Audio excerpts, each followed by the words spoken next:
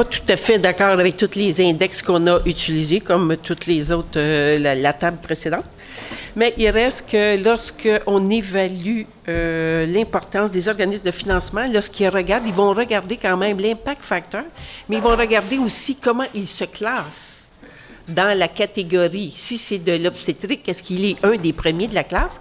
Puis souvent, je pense que ça, c'est le reflet de bonnes publications.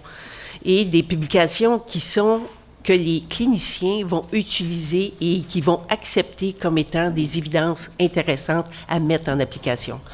On va regarder ça, les impact facteurs, à quel niveau ils se situent dans la catégorie de cette maladie-là. Et ce que l'on veut aussi, c'est ces travaux-là, en quoi ils correspondent à l'avancement des connaissances et est-ce que c'est pertinent pour le milieu dans lequel on vit et quelles sont les retombées de ces résultats-là. Parce qu'on nous demande, est-ce que les publications sont utilisées par les décideurs? La problématique que nous avons avec les décideurs, c'est qu'il faut que l'importance, la pertinence des résultats, est-ce que ces résultats-là sont cliniquement significatifs? Est-ce qu'ils sont statistiquement significatifs? Est-ce que le devis de recherche est bien cerné? Quelle est l'incertitude qui existe autour de ces résultats-là? C'est ça qui fait qu'un décideur va décider de mettre en application ou de ne pas mettre en application. Quels sont les besoins? Il faut que les gens identifient aussi, lorsqu'on publie, c'est quels sont les besoins de nouvelles données que nous devons faire. Donc, dans la discussion, quel genre de nouvelles données avons-nous besoin pour bien cerner? Il faut essentiellement aussi s'assurer de l'applicabilité des résultats. On peut avoir des résultats de recherche, mais il faut qu'ils soient applicables. Pour qui je vais les appliquer? Est-ce que je suis capable de les appliquer? Puis est-ce que les résultats que je vois dans cette publication-là, elle est transférable dans la population avec laquelle je travaille? Un autre commentaire, et c'est lorsqu'on a aussi des premières évidences de nouveaux traitements. Je travaille surtout en médicaments, intervention, évaluation des interventions en soins de santé. Je suis un peu loin du social, mais je pense que les principes demeurent les mêmes. Et intervention ou l'efficacité et l'innocuité des médicaments. Donc, lorsque c'est une nouvelle ère de médicaments, donc, il faut s'assurer, lorsqu'on fait un essai clinique, on va privilégier une catégorie de patients qui vont répondre le mieux à ce traitement-là. Alors, dans la vraie vie, lorsque vous êtes un décideur, donc vous êtes essayé de voir que dans la pratique, comment moi je peux transférer ces résultats-là, tant au niveau de l'efficacité clinique, au niveau des coûts de société que ceci va engendrer. Alors, il y a beaucoup donc, lorsqu'on arrive avec des thérapies, que c'est des nouvelles thérapies, je crois qu'il faut s'assurer d'avoir des structures récurrentes qui vont nous permettre d'évaluer ce que l'on fait et de revenir, parce que les évidences prouvées en essai clinique n'est pas nécessairement les mêmes résultats qu'on va observer dans des études observationnelles, pour la simple et bonne raison, c'est que la clientèle qui va recevoir ces traitements-là n'avait pas exactement les mêmes caractéristiques que des gens qui étaient dans l'essai clinique. Et ça, on le voit. Et ce qu'on doit évaluer, en tout cas pour la santé publique, je crois qu'on doit avoir des structures récurrentes qui nous permettent d'évaluer nos politiques de santé, que ce soit en médicaments, en évaluation des interventions, et qu'on évalue ça assez rapidement pour qu'on soit capable de prendre des décisions. Parce que lorsque vous d'engager des sommes importantes quant à des remboursements de médicaments ou d'interventions et que ça va prendre 10 ans avant d'évaluer comment ça s'est produit, quels étaient les résultats en situation clinique, bien, vous êtes certain qu'il va y avoir d'autres nouvelles interventions ou d'autres nouveaux médicaments qui vont être entrés sur le marché. Alors, je crois qu'il faut penser à des structures. Il y a une très belle structure qui existe, c'est en Scandinavie. Eux, ils colligent les données tant au niveau socio-démographique, déterminant de la santé. Tout ceci est lié avec des données administratives. Alors, ça leur permet d'évaluer les déterminants de la santé, l'efficacité de leur traitement et de prendre de position. Ils sont rendus des chefs de ligne présentement pour d'excellentes publications parce que lorsqu'on travaille dans un milieu observationnel qui n'est pas l'essai clinique, bien, on a tout le temps des confondants et ceci leur permet d'avoir des modèles plus ajustés et plus adaptés.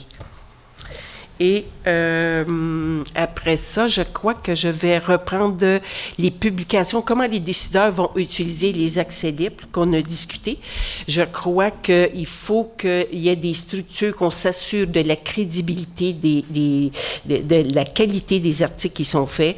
Il faut qu'il y ait des structures de mise en place pour s'assurer que ce n'est pas des motion-based decisions que nous sommes en train de faire, mais qu'il y ait des structures pour les open access qui assure la durabilité de bons journaux, parce que des fois, on ne peut pas tout le temps passer dans Lancet, mais on peut peut-être passer dans Open Lancet, qui a quand même une certaine notoriété, mais qui, au moins, on s'assure là, de la bonne transparence des résultats qui sont cliniques, pas cliniquement, mais avec des méthodes très valides.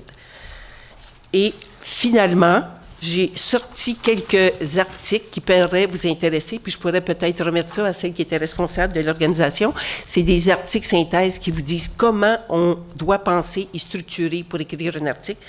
Et j'en ai une, comment on rédige des résultats préliminaires, comment une série d'articles qui est dans Chess qui vous dit comment penser, qu'est-ce que vous devez mettre dans chacune des sections des articles, comment vous vendre. Et donc, je pourrais le faire suivre ou publier. Et ce sont tous là, des articles que je demande à mes étudiants de consulter ces articles-là pour se faire une tête lorsqu'ils sont en train de rédiger leur manuscrit. Et c'est tout.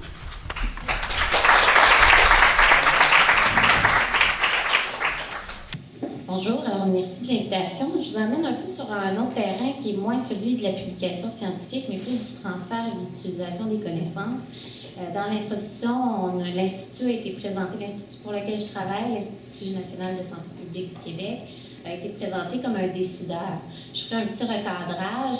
En fait, on n'est pas un décideur, on est un organisme paragouvernemental, oui, mais on est en soutien à la prise de décision. Donc, nous, on ne prend pas les décisions, on produit des connaissances scientifiques, des avis scientifiques également, en soutien à la prise de décision. Petit recadrage. Ce qui m'amène, moi, à vous parler des stratégies pour favoriser en fait la vulgarisation des résultats de recherche et l'utilisation des connaissances. Puis, il y a vraiment une panoplie là, de stratégies. Moi, quand les chercheurs me consultent, ils me demandent quelles sont les bonnes stratégies à utiliser. On peut recourir à la vidéo, on peut recourir au sketching, il y a les pécha-coucha maintenant qui sont à la mode, il y a l'utilisation des cartes géographiques qui aident aussi à représenter des aires ou des zones géographiques où c'est nécessaire d'intervenir. Il y a vraiment une panoplie d'outils auxquels on peut recourir, des aides-mémoires, des checklists, des algorithmes, des outils d'aide à la tâche. Je vous lance ça comme ça. Il y a des répertoires de stratégies qui existent sur le web que vous pouvez consulter, qui sont de plus en plus rigoureux, puis qui peuvent vous alimenter en termes de stratégie. Je vais répondre à cette question-là tout en répondant à la question qui portait sur les conditions. Comment maximiser nos chances que les publications soient utilisées par les décideurs ou par les organismes de financement? En fait, ce n'est pas tant des stratégies, parce que les stratégies, en tant que telles, elles ont un effet qui peut être variable selon les contextes, selon leur adéquation avec les besoins des publics cibles, selon le type de contenu aussi dont on dispose. C'est plutôt... je vous ramène plutôt au principe du transfert de connaissances qui sont, je ne les aborderai pas tous, mais des principes fondamentaux, puis qui recoupent certains principes que vous avez nommés aussi en lien avec la publication scientifique. Bien connaître son public cible.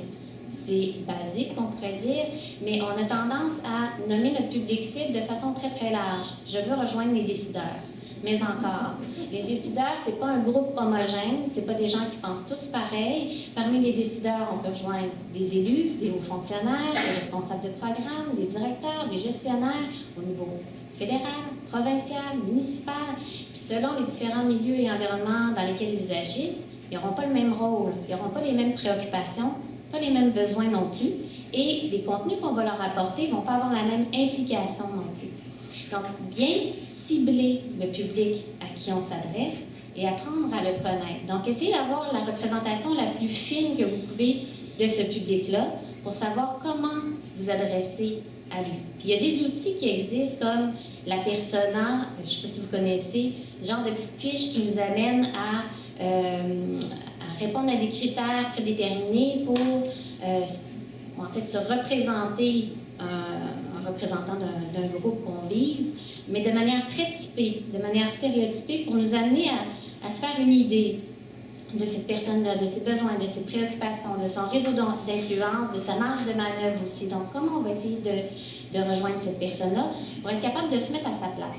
Et ça, c'est, je vous dirais, une clé dans le travail qu'on fait parce que je travaille souvent avec des chercheurs, je leur répète tout ça, puis ils vont faire le travail d'adaptation du mieux qu'ils peuvent avec toutes les meilleures intentions, mais au final, se mettre à la place de l'utilisateur, c'est quand même, ça implique quand même de bien connaître le public et d'être en quelque sorte en interaction avec lui. Je vous donne comme exemple un super portail qu'on a fait, donc qui avait été fait déjà, sur des données hyper rigoureuses, valides scientifiquement sur la périnatalité.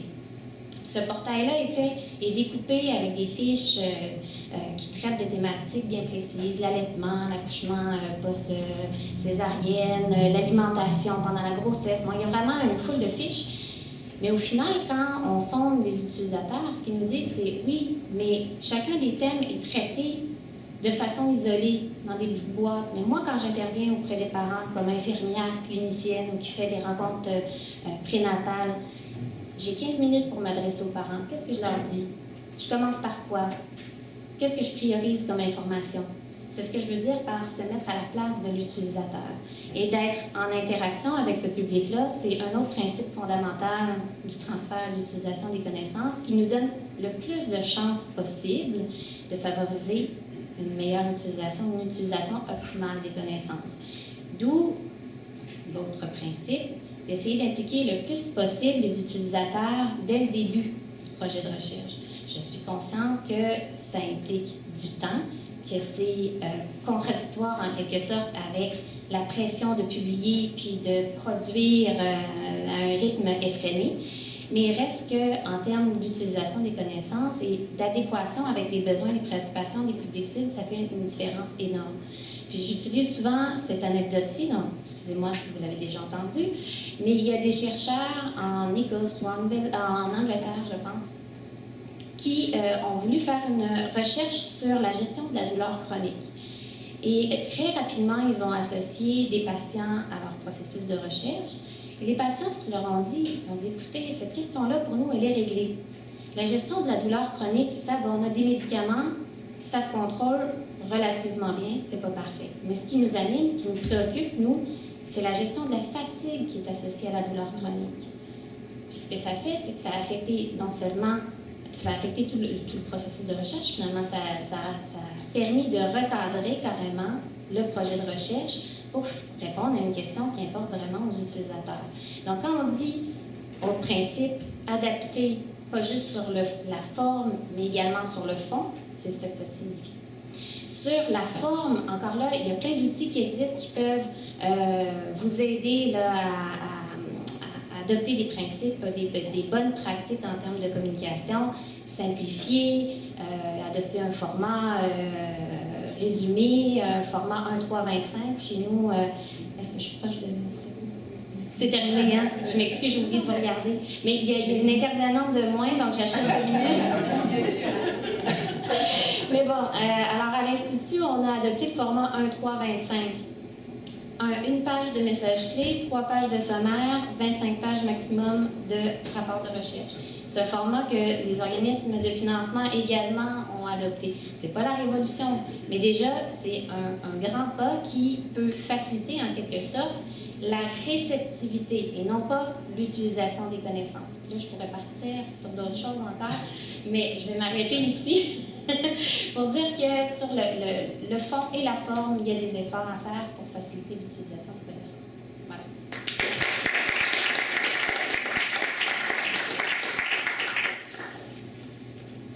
Des questions, s'il vous plaît?